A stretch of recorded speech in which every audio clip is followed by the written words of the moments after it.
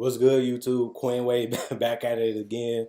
We're going to talk about Deandre Jordan making his dream and Mark Cuban dream come true, going to the Dallas Mavericks, something that I really said I'm going to speak on last couple years ago. In 2015, I made a video that I was upset with Deandre Jordan saying, screw the Clippers, I'm going to Dallas. I think he should have really had went to the Dallas Mavericks at that time. They could have helped him develop his offensive game. They could have helped him really become better because they needed him. They needed that piece. They needed that guy to help them win.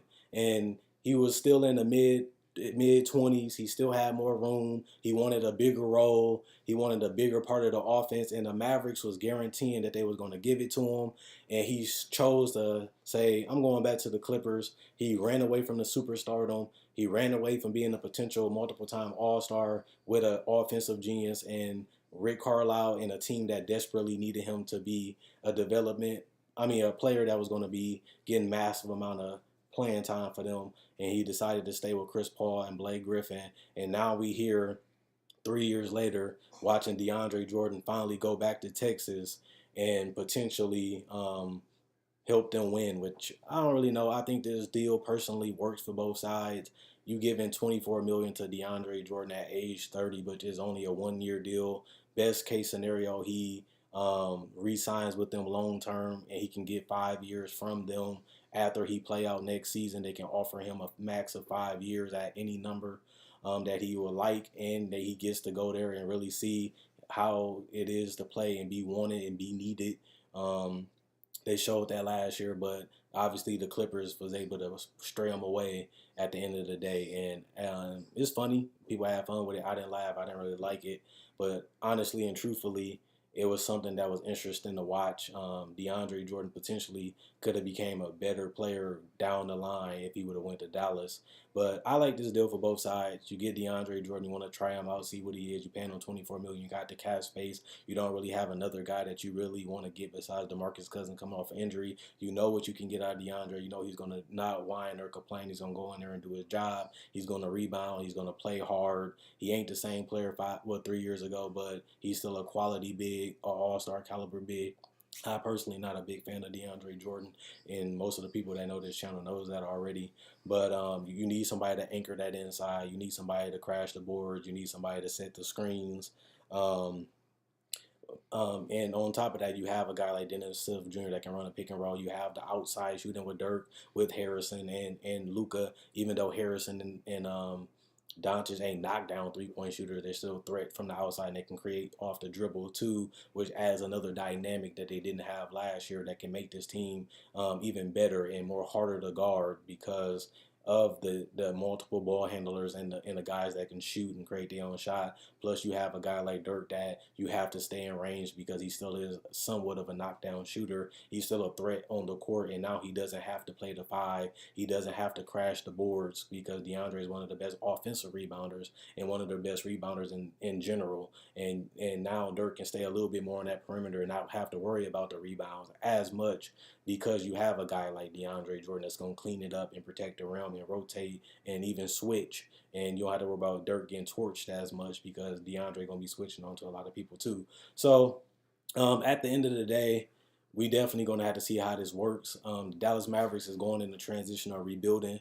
They ended up drafting Dennis Smith Jr. last year, and they ended up picking up Luka Doncic this year. Two guys with potential, all-star potential. Luka Doncic obviously have franchise superstar type of potential, and adding DeAndre Jordan speeds up the growth, but he still is in a completely different age bracket than they are.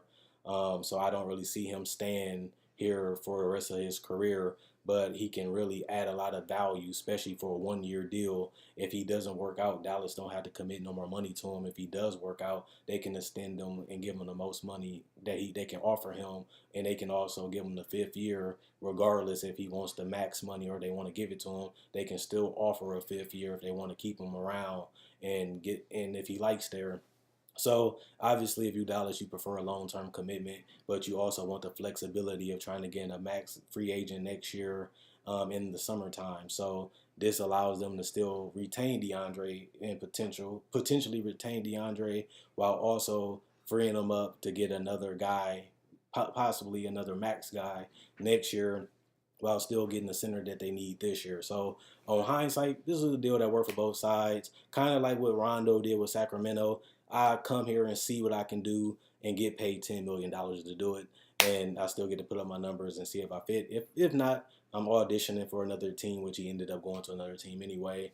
And his career went forward. It didn't ruin his career. It didn't destroy his career. It didn't hamper his career. He just tried out something new, got a check, got some numbers, and then moved on in his career. And I can see the same thing happen with DeAndre.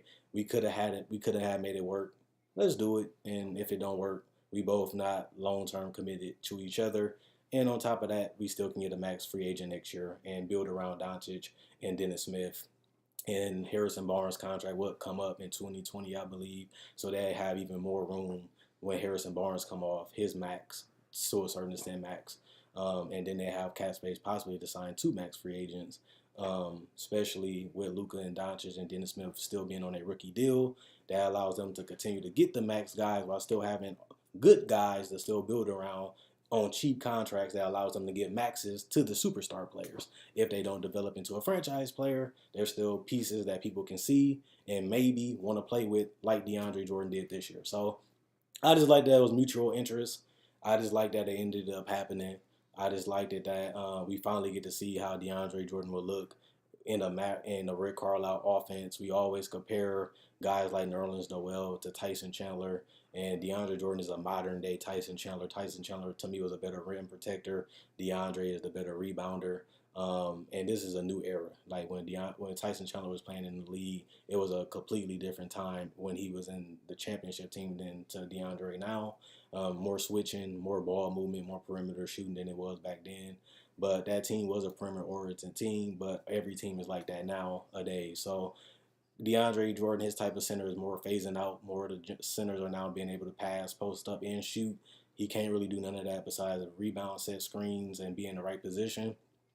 So you get a solid center, knows what he's going to bring to the table, knows what he's going to do.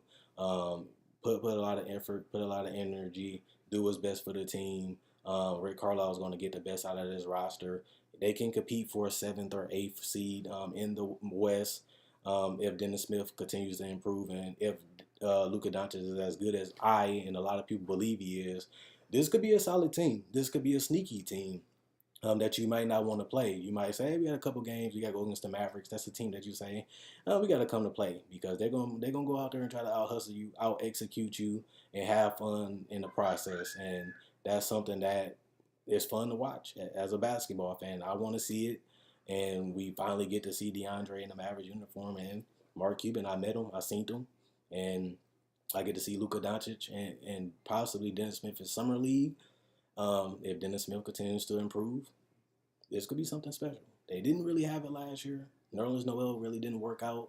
$24 million is a lot of money for DeAndre Jordan, but it's only 1 year. So this is a good deal for Dallas. I think this is one of the better deals they made. I think they overpaid Harrison Barnes a little bit too much, which a lot of people think now, especially seeing them play. But then making that trade for Luka Doncic makes us forgive Mark Cuban, makes us think that he's a genius again. And same with Rick Carlisle. I told you guys I think they was going to make a move on the draft because at the end of the day, Rick Carlisle wants to win. He doesn't want to go around here losing and tanking every season to get a superstar. And he wants to go out there and compete. Worst part about it is if you rush the growth, you don't get a lottery pick because you win in too many games to get you don't get a top 10 pick. So if this team does become a 7 or 8 seed, their chances of getting that top 10 pick is gone. So that's going to hurt them. But we also get to see them play a little bit more competitively and be a little bit more fun to watch with DeAndre on the roster. Plus, it's not a long-term commitment. So I think this is a win for the fans. This is a win for Rick Carlisle and Mark Cuban to be competitive. And this is a win for Luka Doncic getting a better roster to play on. And we're going to see how this new offense and this new team going to work. And like I said, the Clippers win too because now they don't have to pay DeAndre Jordan $25 million to come back when they know they really don't want him and they can't get no pieces for him. And he opts out. He's off your cap books.